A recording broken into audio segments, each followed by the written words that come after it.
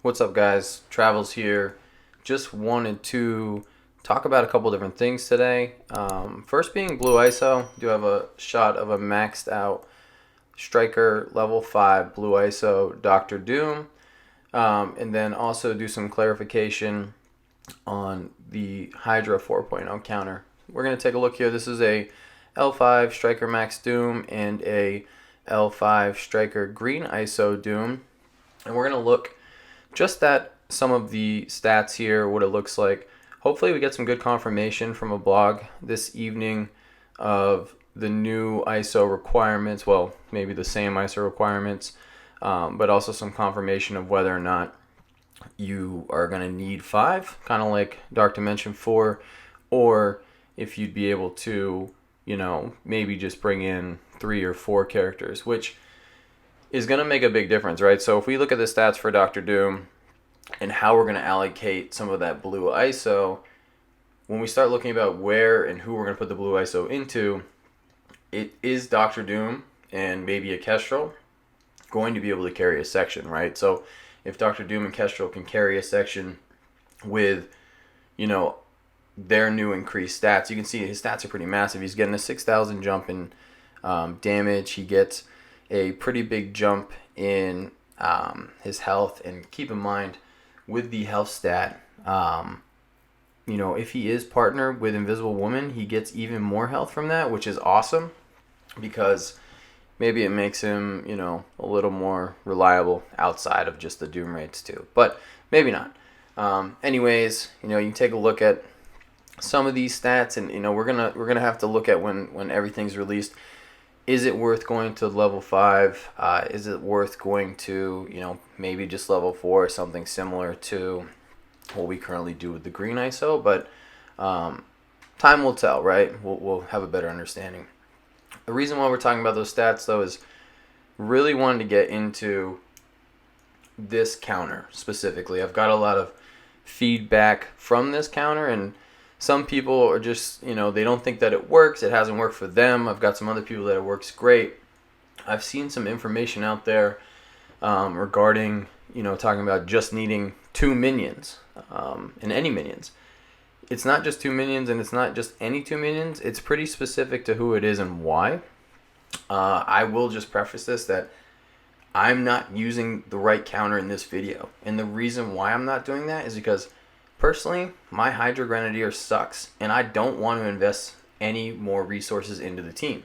If you've already built this team, it's a totally different situation. I intend to G14, G15, the Infinity Watch. So I'm not going to go spend the gold required to continue building this team up. But let's get into more of the details in the math of why this team works. This team works for a specific reason, starting with Rifle Trooper. Rifle Trooper is going to be your lowest health ally. That means that Colleen Wing is going to ping him on every Heroes for Hire turn. So every time they take a turn, basically you open a fight and like half your team's dead. It's because every turn she's going to go ahead and ping him. Now the cool part about him, and the couple reasons that you're using him, is he gives more damage to the whole team. So he'll give more damage to Zemo, more damage to Grenadier, and Red Skull. The second part is every time that he dies, when he revives, he hits everyone. It's not a lot of damage, but what it does do is start pulling deflects off from the other team. So as the deflects are coming off, it makes it easier for your team then to clear more buffs and then hopefully get a kill. The second person that you should be bringing into this, where I have Crossbones, should be Hydra Grenadier. This takes a little bit of math. You need to figure out the level of your Kestrel. You need to figure out the red stars. Hydra Grenadier is really not that hard to get his damage over Kestrel's. You just need to look at the damage, and I think you can multiply it by 1.4. And that would be if you had all the max and T4s from the Trooper, from Grenadier, and from Red Skull. And then you take a look, and as long as that damage is more than Kestrel's, your counter is much more likely to work.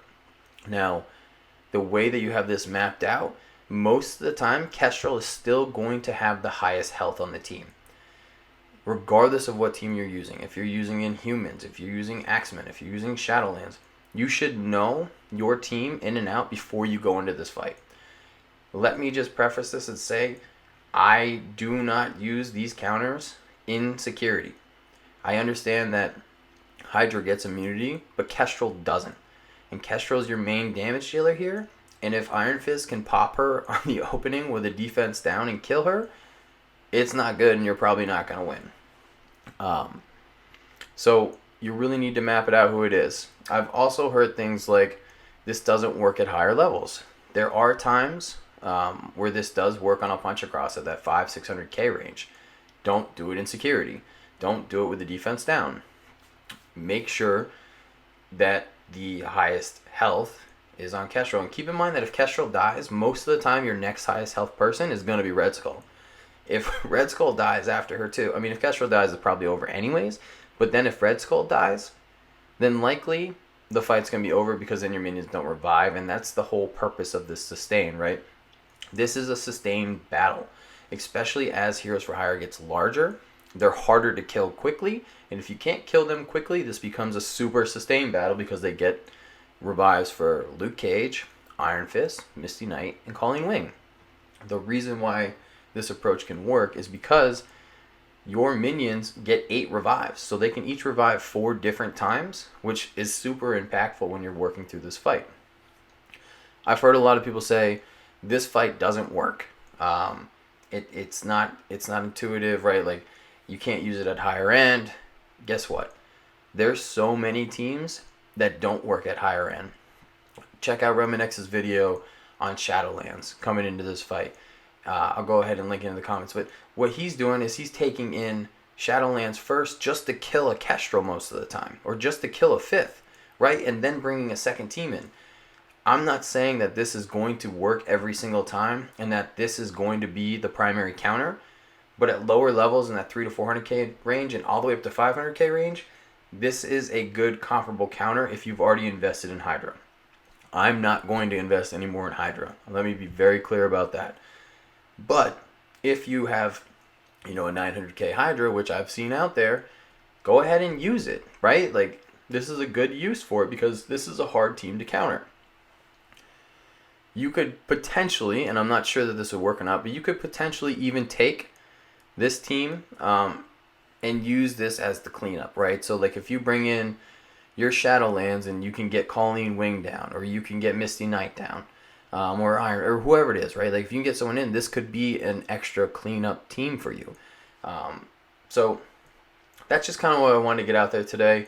Kind of bring in, some clarifying information. I've seen notes out there of people talking about, any 2 minions. I wouldn't do any 2 minions. I would specifically do Trooper and Grenadier, and they're for specific reasons. Anytime you're bringing in any counter, I would look at your team. I would know who the highest health is. Like, if you're looking, if Beast is your highest health on the team and he's going to get hit with an ability block first turn, that's not going to work because he's not going to be able to heal and the sustain fight's going to be lost, right? So make sure your Bishop is the highest health. Or, even a Jubilee, just an Iceman. You don't want it to be Beast, anyone but Beast. If it's Beast, it's going to be a hard fight. In these fights, use your speed from Red Skull. Use all the basics in here to keep pinging these people. Your primary damage is coming from Kestrel. Use his basic a lot because he flips to defense down, and defense down is super helpful in this fight. If you guys have any other questions, comments, you want to reach out to me, swing through my Discord. Feel free to ask me questions. You want any additional content, feel free to ask for that as well. Guys, as always, please leave a like. Please leave a subscribe. It really helps the channel grow, and I appreciate it. Until then, thanks for stopping by and watching, and hopefully we get some good news from Scopely tonight.